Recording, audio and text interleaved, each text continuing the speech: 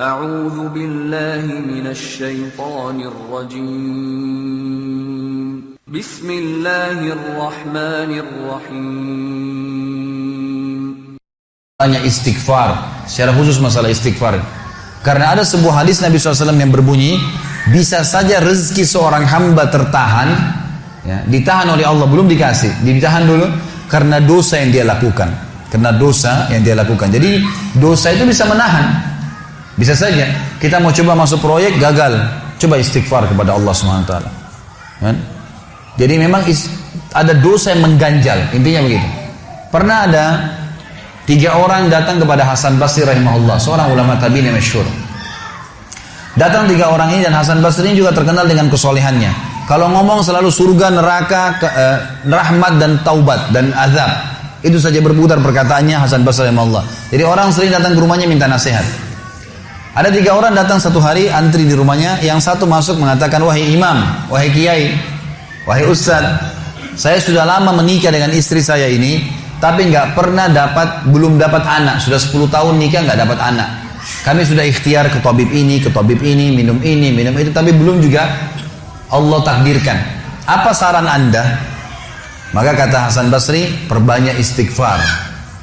Perbanyak ya, bukan kerjakan istighfar, perbanyak. Terus lisanmu astagfirullah wa atubu ilaih, astagfirullah terus diucapin, jangan berhenti, gitu kan. Maka kemudian keluar orang tersebut. Masuk orang kedua mengatakan, wahai imam, saya sudah lama kena penyakit di perut saya, sakit terus. Kalau sakit saya sampai nggak bisa tahan, rasanya pengen mati saja kena sakitnya. Sudah coba berobat ke sana sini nggak sembuh-sembuh. Apa saran anda? Kata Hasan Basri, perbanyak istighfar, amalin, pulang. Datang orang ketiga mengatakan, wahai imam, saya sudah lama bekerja banting tulang. Mayoritas waktu saya sehari kerja keras, tapi saya tidak pernah kaya seperti fulan. Ditunjuk orang kaya di kota itu, di kota Basra, di Irak. Apa saran anda? Kata Hasan Basri, perbanyak istighfar. Pulanglah 3 orang ini. Lalu kemudian istri Hasan Basri bertanya, wahai suamiku, ketiga orang ini tadi butuh, satu mungkin dikasih modal, mungkin satu ditunjukkan tabib yang tepat, mungkin obat. Kenapa anda cuma suruh istighfar saja? Kenapa enggak istighfar diikutin dengan yang lainnya? Dikasih modal, dikasih obat. Kata Hasan Basri, wahai istriku, tidakkah kau dengar kalau mereka sudah ikhtiar dan sekarang tinggal mereka terbuntu, tertutup di sebuah pintu yang mereka tidak tahu bagaimana jalan keluarnya. Maka saya mengingat firman Allah dalam surah Nuh. Surah Nuh ini surah nomor 71 ya. Ayatnya ayat 10 sampai ayat 12. Nabi Nuh alaihissalam berkata kepada kaumnya tentang istighfar. Surah Nuh surah nomor 71 ayat 10 sampai ayat 12. A'udzubillahi minasyaitonirrajim, faqultu astaghfiru rabbakum innahu kana ghaffara. Yursilis samaa'a 'alaikum midrara wa yumdidkum bi amwalin wa banin wa yaj'al lakum jannatin wa yaj'al lakum anhara. Kata Nabi, kata Allah Subhanahu wa taala, Nuh berkata kepada kaumnya, istighfarlah, minta taubatlah kepada Tuhan kalian, sesungguhnya dia maha menerima taubat hamba-hambanya. Manfaatnya, dia akan menurunkan untuk kalian dari langit midrara. Midrar, kata para ulama tafsir, bisa berarti hujan yang lebat, bisa berarti rezeki yang non-stop, terus dikasih sama Allah, bertubi-tubi. Dan dengan istighfar, Allah akan memperbanyak harta dan keturunan kalian. Dan Allah akan jadikan kebun-kebun kalian lebat, dan Allah akan suburkan juga seluruh sungai-sungai kalian. Jadi di sini manfaat daripada istighfar. Ada kisah yang lain teman-teman sekalian, kisah Imam Ahmad rahimahullah. Imam Ahmad rahimahullah dari 4 madhab tadi, Abu Hanifah, Malik, Syafi'i dan Ahmad. Ahmad bin Hanbal muridnya Imam Syafi'i. Madhab yang keempat. Imam Ahmad rahimahullah di akhir hidup beliau ulama besar hadis. Di akhir hidup beliau pernah terlintas di benaknya untuk mendatangi sebuah kota di Irak. Kenapa ke sana nggak tahu. Pokoknya pengen ke sana gitu. Imam Ahmad pergi ke sana. Tiba di kota itu, tapi saya tidak temukan dalam riwayat ini kota apa yang dimaksud. Tiba di kota itu, Imam Ahmad tiba azan maghrib. Lihat masjid, ada satu masjid, masuk masjid itu sholat berjamaah. Orang nggak tahu dia, karena zaman dulu orang tidak ada foto, tidak tahu lihat bagaimana wajah siapa orang ini, nggak kenal. Habis sholat maghrib, Imam Ahmad duduk sedikit baca Al-Quran. Azan Isya dia ikut sholat. Selesai Isya, Imam Ahmad pergi ke pojok masjid, mau geletak tidur. Marbot masjidnya datang, dekatin. Wahai syekh. Syekh ini dalam bahasa Arab 3 artinya. Bisa satu dari 3. Bisa orang tua, syekh. Bisa orang alim, bisa orang kaya. Gitu kan? Jadi tidak selamanya kalau antum dipanggil di Saudi syekh dianggap orang alim. Gitu. Bisa saja orang tua, gitu kan. Dipanggil, hai syekh, orang tua maksudnya. Ngapain anda di sini? Kata Imam Ahmad, saya musafir, nggak kenal orang siapapun di kota ini. Besok pagi saya mau pergi, nggak ada tempat nginap, saya mau nginap di sini. Karena zaman dulu nggak ada penginapan-penginapan kayak kita sekarang, banyak hotel segala gitu. Kata marbotnya nggak bisa, masjid nggak boleh tidur. Kata Imam Ahmad, saya didorong-dorong keluar dari masjid. Orang ini nggak tahu kalau ini Imam Ahmad, kalau tahu mungkin diundang ke rumahnya. Tapi ini marbot, masya Allah, istiqamah nih gitu. Keluar dari masjid, ditutup pintu masjid sama dia. Imam Ahmad lihat orang yang sudah pergi, Imam Ahmad lihat ada teras masjid, tidur di teras masjid. Balik lagi marbotnya. Wahai syekh, ngapain sini?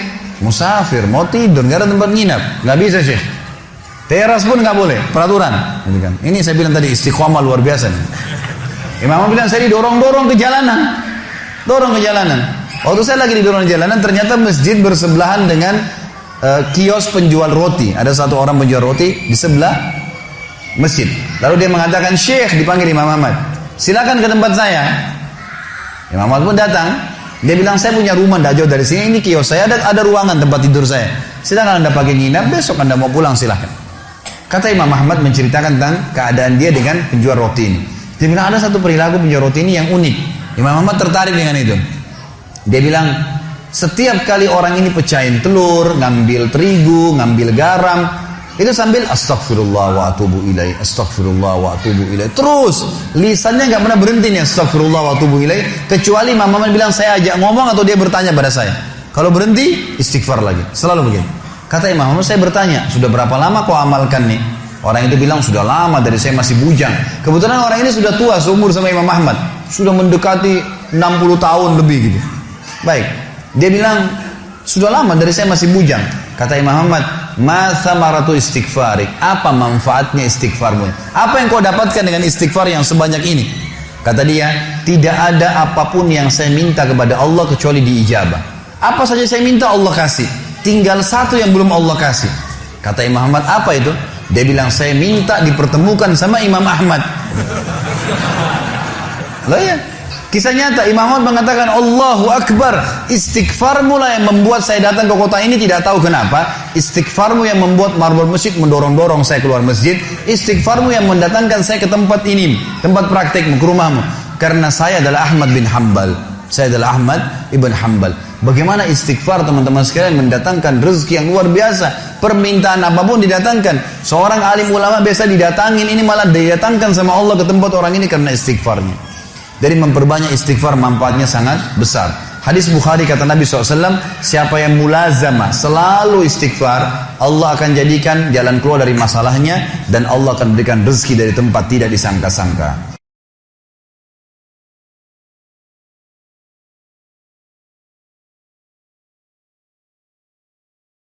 Kata Imam Ahmad, ma thamaratu istighfarik, apa manfaatnya istighfarmu? Apa yang kau dapatkan dengan istighfar yang sebanyak ini? Kata dia, tidak ada apapun yang saya minta kepada Allah kecuali diijabah. Apa saja saya minta Allah kasih, tinggal satu yang belum Allah kasih. Kata Imam Ahmad, apa itu? Dia bilang, saya minta dipertemukan sama Imam Ahmad. Lah ya, kisah nyata. Imam Ahmad mengatakan, Allahu Akbar, istighfarmu lah yang membuat saya datang ke kota ini, tidak tahu kenapa. Istighfarmu yang membuat marbot masjid mendorong-dorong saya keluar masjid. Istighfarmu yang mendatangkan saya ke tempat ini, tempat praktekmu, ke rumahmu. Karena saya adalah Ahmad bin Hanbal. Saya adalah Ahmad ibn Hanbal. Bagaimana istighfar teman-teman sekalian mendatangkan rezeki yang luar biasa. Permintaan apapun didatangkan. Seorang alim ulama biasa didatangin, ini malah didatangkan sama Allah ke tempat orang ini karena istighfarnya. Dari memperbanyak istighfar manfaatnya sangat besar. Hadis Bukhari kata Nabi SAW, siapa yang mulazamah selalu istighfar, Allah akan jadikan jalan keluar dari masalahnya dan Allah akan berikan rezeki dari tempat tidak disangka-sangka.